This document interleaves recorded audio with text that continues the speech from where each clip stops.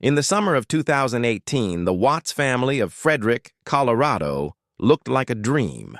Chris and Shanann had two beautiful daughters, 4-year-old Bella and 3-year-old Celeste. Shanann was 15 weeks pregnant with their son, Nico. She posted about her family constantly on Facebook.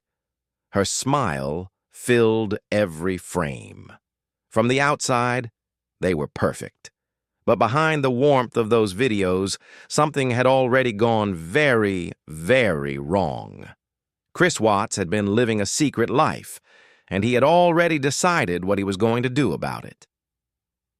In June 2018, while Shanann was away visiting family in North Carolina, Chris began an affair with a co-worker named Nicole Kessinger. Within weeks, he was seeing her 4 or 5 times a week. He told her his marriage was already over. He never mentioned that his wife was pregnant. By August, Kessinger was browsing wedding dresses online. Chris was Googling the words, "When to say I love you for the first time?" He was building a new life in his mind, one that had no room for Shanann, Bella, Celeste, or the unborn son they had already named, Nico. On August 13, 2018, at 1:48 in the morning, Shanann came home from a business trip in Arizona. She walked into their bedroom and confronted Chris about the state of their marriage. She had felt the distance for weeks. What happened next in that bedroom took less than 5 minutes. Chris Watts strangled his pregnant wife in their own bed.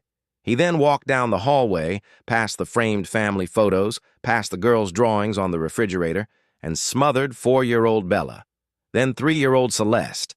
The house that had once been filled with laughter fell into a silence it would never recover from. Chris Watts loaded his family into his work truck and drove to the Anadarko petroleum oil site where he worked. He buried Shanann and her unborn son Nico in Hanayao So. Nico, a shallow grave in the dirt. Then he did something that investigators would later describe as almost incomprehensible.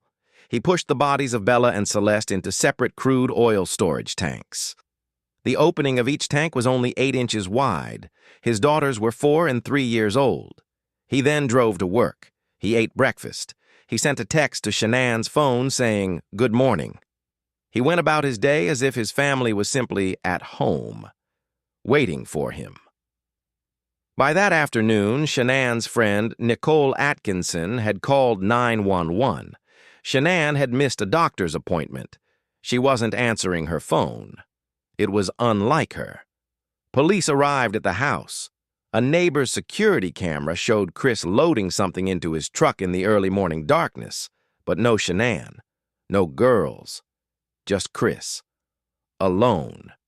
He stood on his porch and told reporters he had no idea where his family was. He wiped his eye for the cameras.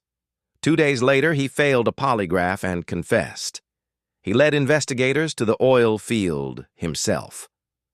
When they drained the storage tanks to recover his daughters' bodies, Bella was found with her fingernails broken. She had tried to claw her way out of the tank. She had still been alive when her father put her in. Chris Watts is serving 5 consecutive life sentences in a Wisconsin prison. He will die there. The house on Saratoga Trail was eventually demolished. But you cannot demolish what happened inside it, and you cannot demolish the truth.